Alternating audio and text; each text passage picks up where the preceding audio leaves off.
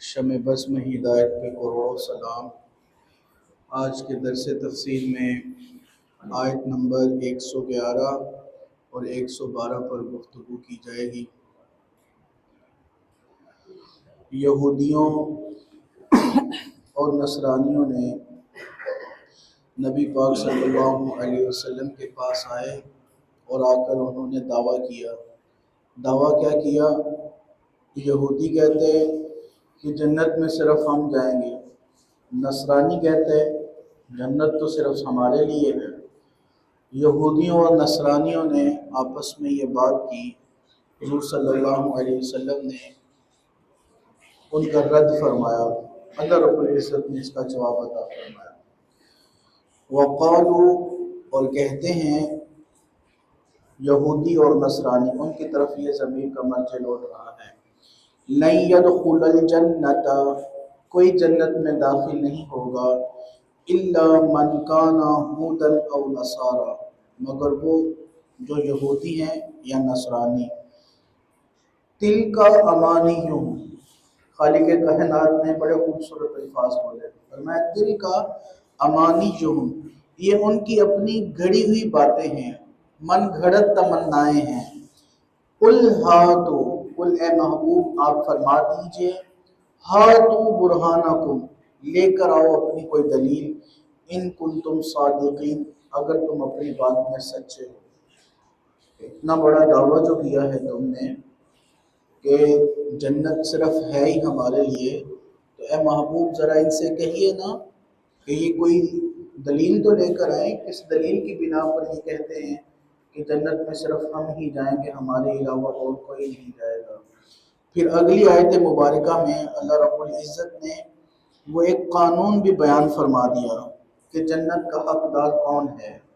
فرمایا بلا، ہاں ضرور، ہاں ضرور، من جس نے اسلم، جھکا لیا، وجہہ اپنا چہرہ، للہ اللہ کی بارگاہ میں، اللہ کے لیے، وَهُوَ مُحْسِنٌ، اور وہ احسان کرنے والا بھی ہے، نیکی کرنے والا بھی ہے، فَلَهُ أَجْرُهُ عِنْدَ رَبِّهِ، تو اس کا اجر اس کے رب کے پاس ہے، وَلَا خَوْفٌ عَلَيْهِمْ، نہ تو اس پر کسی قسم کا خوف ہے، وَلَا هُمْ يَحْزَنُونَ، اور نہ وہ غمگین ہوں گے۔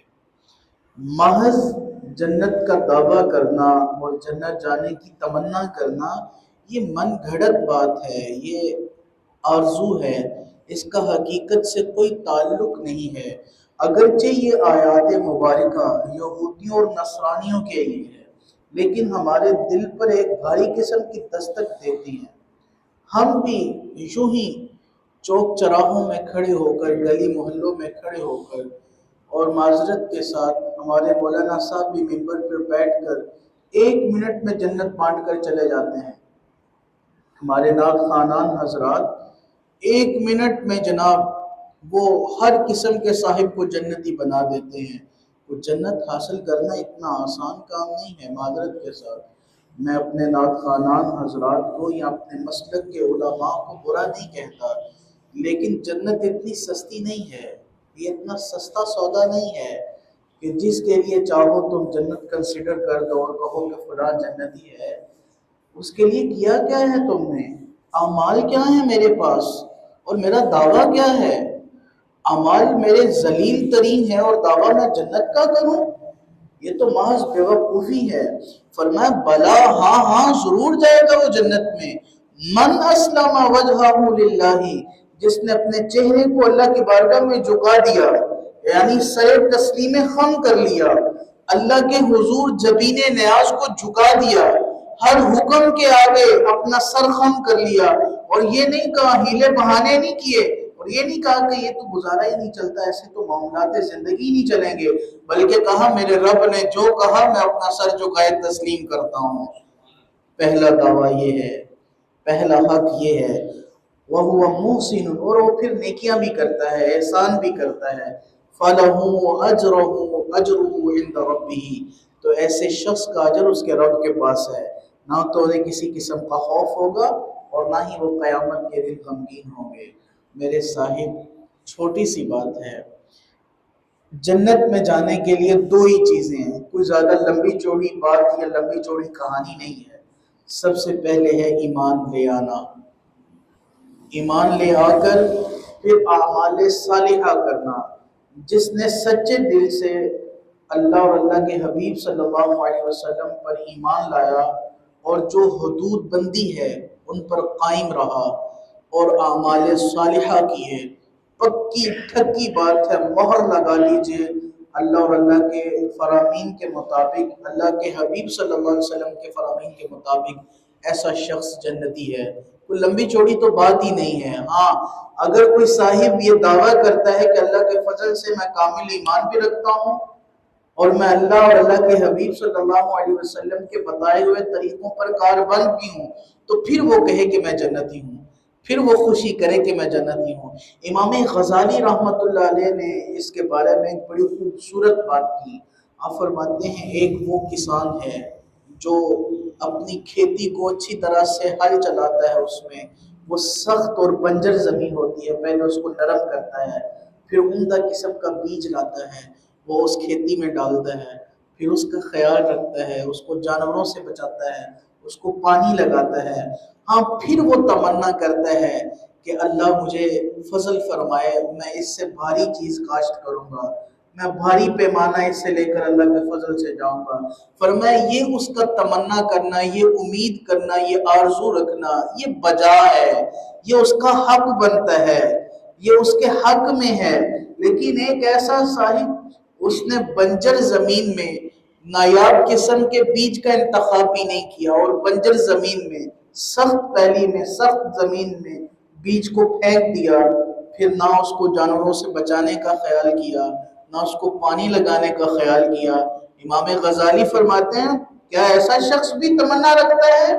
کیا ایسے شخص کو بھی آرزو ہے؟ کیا ایسے شخص کو بھی امید ہے کہ وہ بھی بھاری بھرکم پیمانہ لے کر کے جائے گا؟ فرمایا یہی بات حضرت انسان کی ہے، یہی مثال حضرت انسان کی ہے، جو دنیا میں نیک اعمال کرتا ہے، اپنی آخرت کو نیک اعمال کے ساتھ ثبت کرتا ہے۔ فرمایا پھر وہ اس امید پر دنیا سے جائے کہ اللہ کے فضل سے اسے جنت ملے گی۔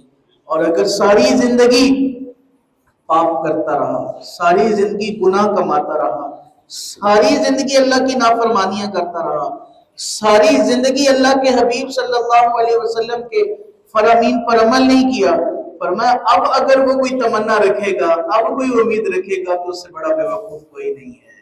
تو باتیں دو ہی ہیں آج کی اس آیہ مبارکہ کی طرف سے جو ہمیں ملتی ہیں، کہ سب سے پہلی بات ایمان کامل، اللہ رب العزت پر ایمان لے آنا، اور پھر ایمان لے آنے کے بعد اعمال صالحہ کرنا۔